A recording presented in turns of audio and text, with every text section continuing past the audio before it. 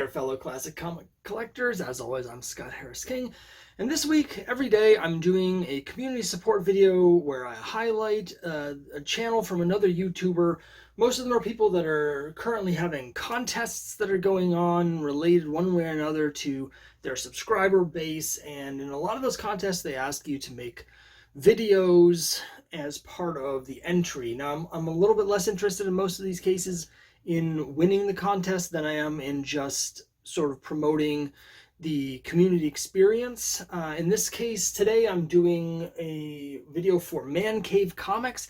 He's doing a giveaway, and this is actually one I'd like to win because he's got an amazing prize. I shouldn't tell you this because now there's going to be more entries, but his prize is a low-grade copy of Captain America number 78, the last of the pre-code issues from Atlas. This is a book that I've wanted for many, many years. Back in the 90s, I tried to get a copy, but I just didn't have enough money. I remember seeing it at a show and desperately wanting it, but it was just too much money.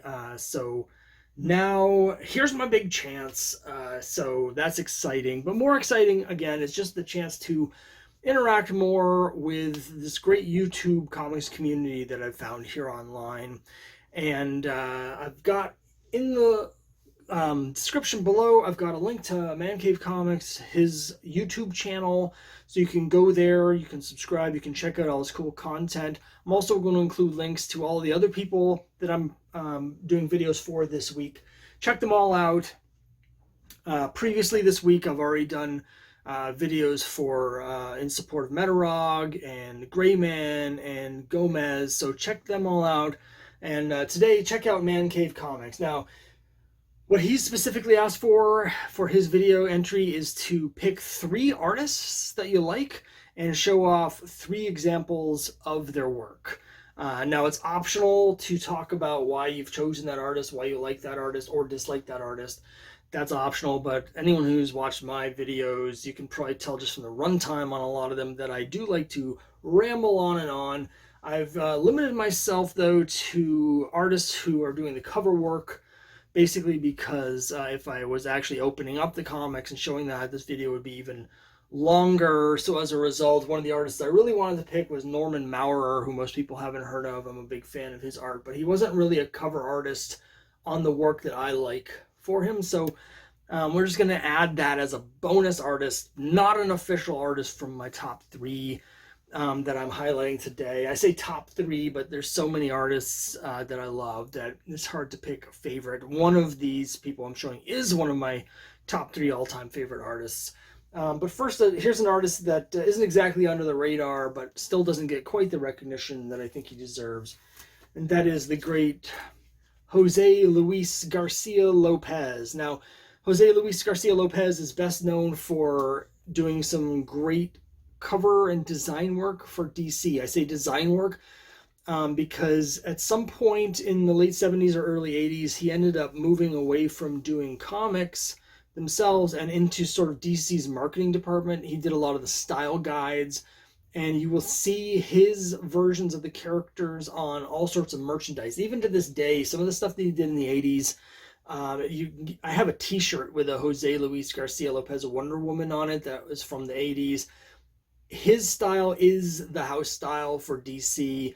It's sort of the baseline that everyone associates with the characters because his versions were used in so much of the marketing. Now, before he went to DC, in the late 60s, he actually broke in doing romance comics at Charlton. This is a much later reprint of one of his earlier covers. This version is actually superior to the original because the original version, there's a big blurb that covers part of the artwork.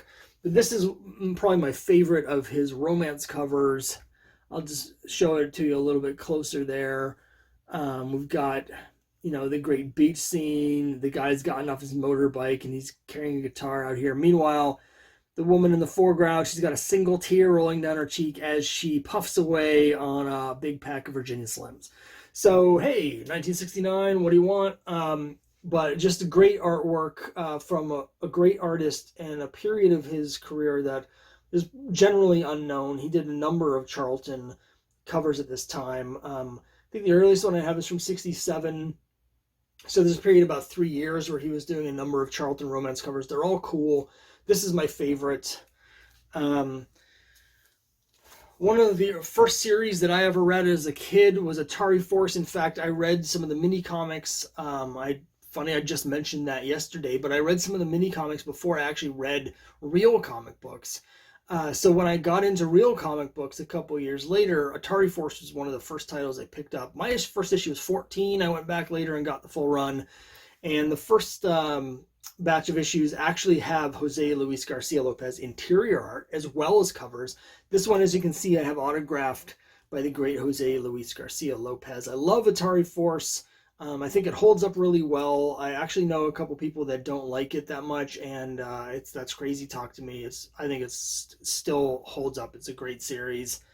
And you can get it really cheap. So I urge everyone. Once Jose Garcia Lopez left, he was replaced by Eduardo Barreto, who I almost picked for this video because he has a similar style and he's very, very underrated. He's really, really good. So this is a cool series with great art from top to bottom.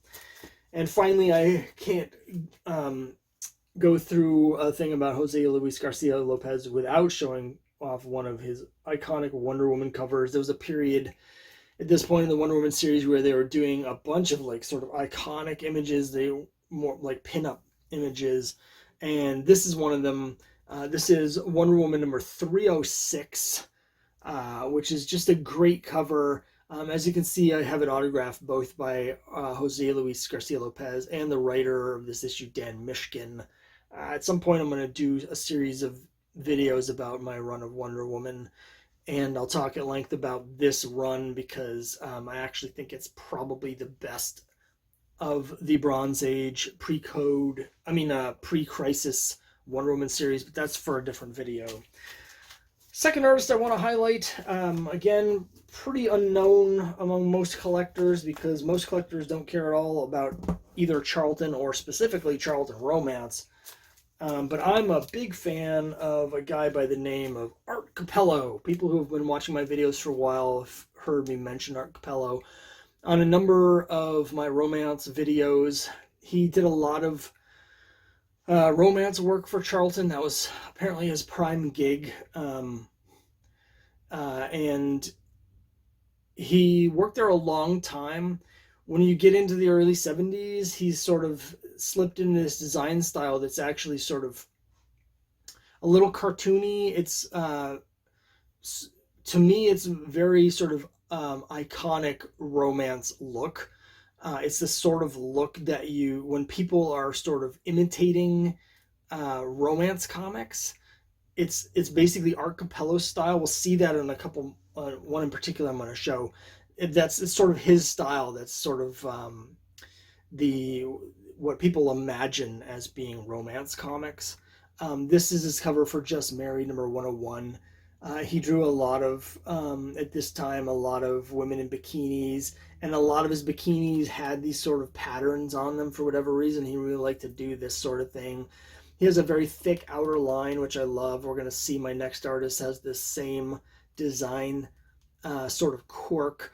And when I do my own comics, my comic Crime Busters, that's a style that I've specifically imitated from these artists because I just love the thick outer line. Here's another example of his work from the same period. This is 1974. It's a love and romance, number 18. We got the woman in the negligee cover, and you can see the thick outer line sort of outlining her figure there. We have some of the design elements on the curtain here, similar to the bikini in the last cover. I really like this this little element here, a nice black cover. Actually, all three of these have black frame elements to them. And here's a really cool one. This is the one I was talking about. When you think of like romance comics, when if like say a magazine is doing a feature on someone and they tell their artist do the illustrations in a romance style, it's this that you end up getting more times than not. This is a really cool cover. I love this. It's like, I'm back, Phyllis, I'm back, and she's in a panic, and like the silhouette with the rainbow bullseye spreading out. I love this cover. That's all Art Capello right there. So I'm a big fan of Art Capello's work, specifically from the 70s. He hadn't really developed this style fully in the 60s, but I'm a big fan of that. And you'll see some similarity with his work and the work of my final choice, arguably my favorite artist of all time, although it goes back and forth, him and Darwyn Cooke, and that is the great Harry Lucy. Here's one of his better known covers. It's Archie 115. Again, like Capello, he has a thick outer line you can see like on Betty, and on Archie's head he uses a very thick line on his characters. Here's another even better known example. It's Betty and Veronica 41. I happen to have a CGC 7.0 of this. This is the one where they're showing off their mini skirts. And you can see that, again, the thick line, the very Lucy style of it all. One thing that a lot of people don't know is that he actually did some serious comics. To me, he's the best Archie artist. When you get into the later 60s, his 60s work is the pinnacle for me. His 50s work is sort of the more iconic covers. But when you get into the 60s, particularly the late 60s, his art style gets looser, and some of the cartooning, just the gag humor, the physical humor in the actual strip, not the cover so much, but when you're reading panel to panel, is brilliant. It's genius level. It's just the best. So I just love all Lucy, but some people don't know that he actually did some serious comics. And it's thought he also probably wrote this series as well. It's a 7-issue pre-code crime noir detective series called Sam Hill. No publisher listed, but it's almost certainly from Archie. I think everybody agrees on that. This one he actually has signed it Harry Lucy right on the cover. As you can see, this is Sam Hill with the white streak in his hair. I've got most of this short run. I think I'm missing 2 issues. I think I have 5 of the 7. So Harry Lucy. So those are my 3 artists I want to highlight today: Art Capello, Jose Luis Garcia Lopez, Harry Lucy. I thought about doing some others. People that watch my channel for a while, I've talked at length about my favorite 3 artists, the Holy Trinity of Harry Lucy, Alex Toth, and their Demon Baby. That they're 2 of their styles combined to create Darwyn Cooke, the ultimate artist. So I thought about just highlighting those 3, but I've talked about them before. I wanted to branch out into a couple other people here. Anyway, go check out Man Cave Comics and subscribe to his videos. You can watch his videos. If you want to enter the contest, you can make a video like this yourself. And also check out all of the other people that I've linked below, and hopefully you'll see some new content that you've never seen before, and find some new YouTubers that you can subscribe to and like their content, and we can just broaden the whole community and stretch things out here a little bit. So I hope you enjoyed this. I'll be back tomorrow with the 5th and final video for my week of the community support, and I'll see you then.